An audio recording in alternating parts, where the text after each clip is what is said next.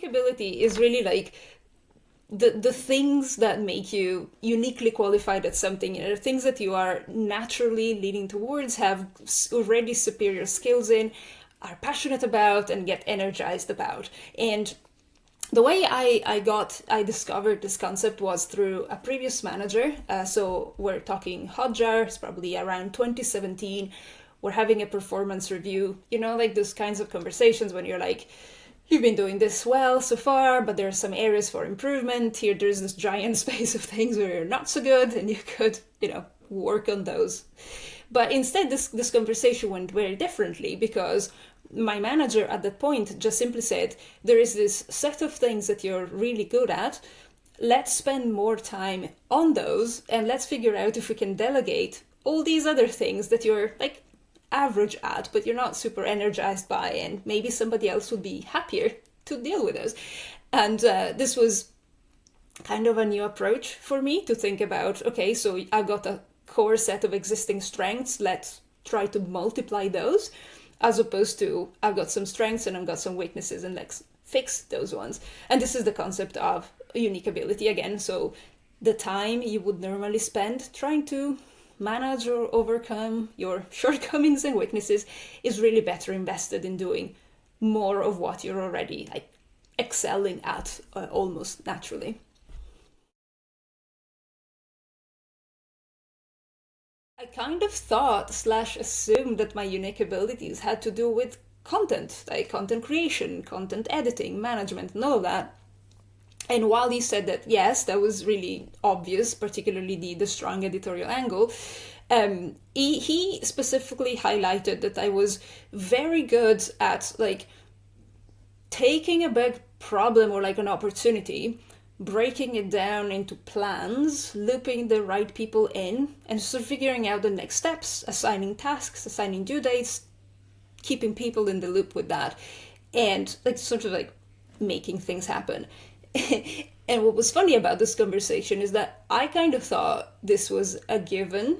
Like, to me, that's just like how I survived in academia basically for 4 years, was being self-driven and understanding the role of like breaking the giant task of one thesis down into 4 years of work.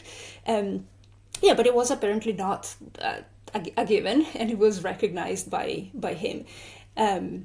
And so with that in mind, also he also explained that this whole concept of unique abilities is that sometimes you do like IQ tests or ability tests or strengths finder tests, etc. And they're all very self-reported, so they're kind of biased by your own perception of yourself. Whereas the way unique abilities work is that you're actually going out and asking people who are working with you from their point of view what your unique ability is. So it's slightly more objective. I mean, it's still subjective to the people you work with, but it's their way of perceiving you. And so when then I did this exercise with other people on the team, this was a common thread that popped up over and over again. And again, I kind of assumed that my abilities had to do with content. And now it turns out that there is this larger thing that people recognize me for, which definitely informed my career choices moving forward, because then I started looking out for places where I could actually use this to my advantage and play a bit of a larger role than just the sort of like the small silo of content.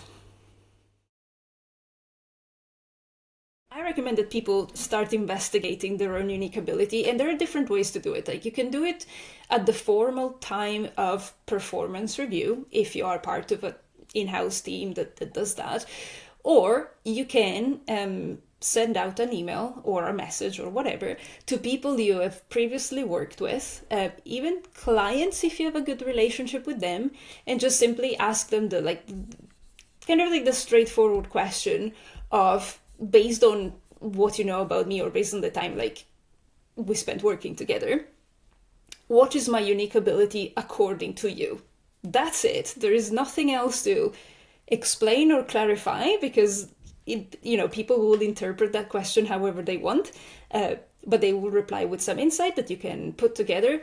You can do it with 2 or 3 people. I think I was lucky enough to have about 10 from a previous job, so that's a good substantial amount of data.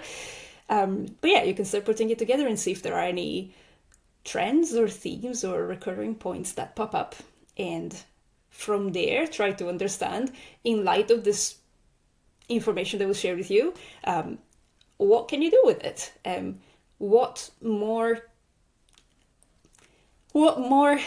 can you do with what you're already good at? Where else can you build on top of that? What can you perhaps delegate that you're not so strong at, that is not coming out in these things, in these answers?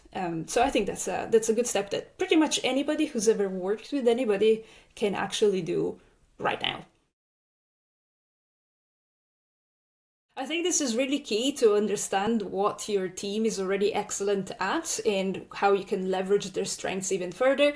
And that means potentially delegating some tasks, or asking them to figure out how to delegate some tasks so they can retain ownership of what they're good at. So, for example, I have a colleague, Stella. She has this unique ability when she interviews people.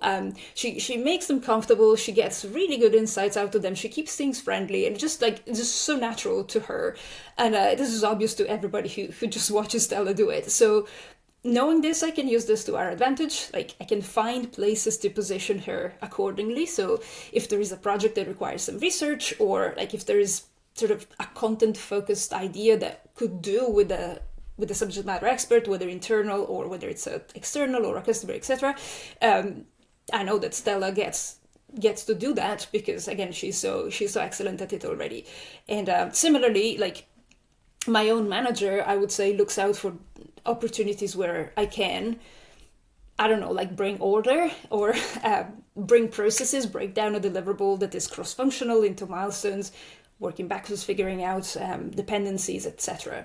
So I think the whole point of unique abilities is that for you as a lead is to understand where your people are strong and how to position them accordingly.